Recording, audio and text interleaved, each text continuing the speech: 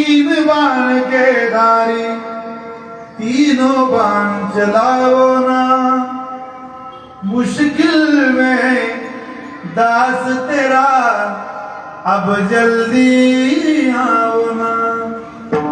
तीन बाण के धारी तीनों बाण चलाओ ना, मुश्किल में दास तेरा अब जल्दी आओ ना।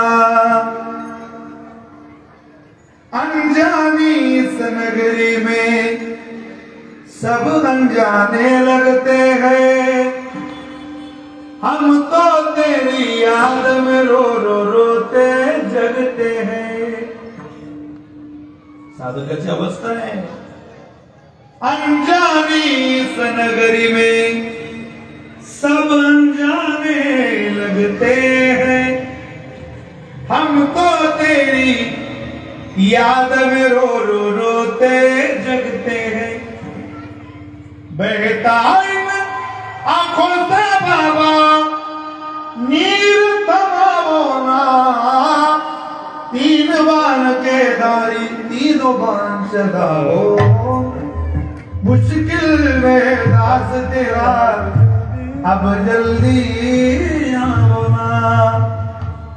कठीण समयाला जग ओला होत, आज वाटत नाही हे काही, आज बरेच जण कीर्तनाला नाहीये येवलेवाडीत नाही, आज बरेच जण मंदिरात नाही येवलेवाडीच्या, आम्हाला काम आहे, आमचा व्याप आहे, पण संकटात तुमच्या मदतीला कोणी धावून येणार नाही। त्या दिवशी तुम्हाला पांडुरंगाच्या मंदिराशिवाय रडायला सुद्धा जागा सापडत नहीं जाना। तेव्हा एक दरबार सदा खुला है। ये सब छूतों के बाजार में पत्रों का व्यापार करने वाले लोग हैं। ये झूठों की अदालत है, या निर्दोष को भी सजा मिलती है, दोषी को भी मुक्ति मिलती है, लेकिन भगवान के दरबार में देर है, देर नहीं। वहां किसी निर्दोष को सजा मिलती नहीं, किसी निर्दोष को कभी सजा मिलती नहीं, और किसी भी दोषी को कभी मुक्ति मिलती नहीं। सदा भेटणार आणि मुक्त होणार। हे शांततेच्या काळातला केलेला परमार्थ तेव्हा सगळ्या येवलेवाडीकरांकरता उपयोगाला येईल।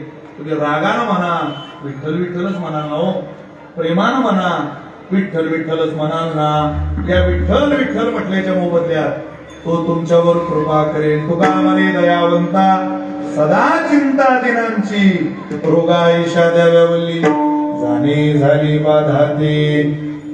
चित्काला आदिशक्ती मुक्ताबाईंच्या चरणी सगळीला विराम देतोय। आपण सगळे एक वारी मुक्ताईनगरची दरवर्षातून मुक्ताईनगरची वारी करत जा। तुम्ही मुक्ताईनगरला आल्यावर सगळ्यात जास्त आनंद कोणाला होईल तर मी विश्वासानं सांगतो, या कैवल्य साम्राज्य चक्रवर्ती ज्ञानोबाबाईंना होईल। माझ्या बहिणीच्या भेटीला गेला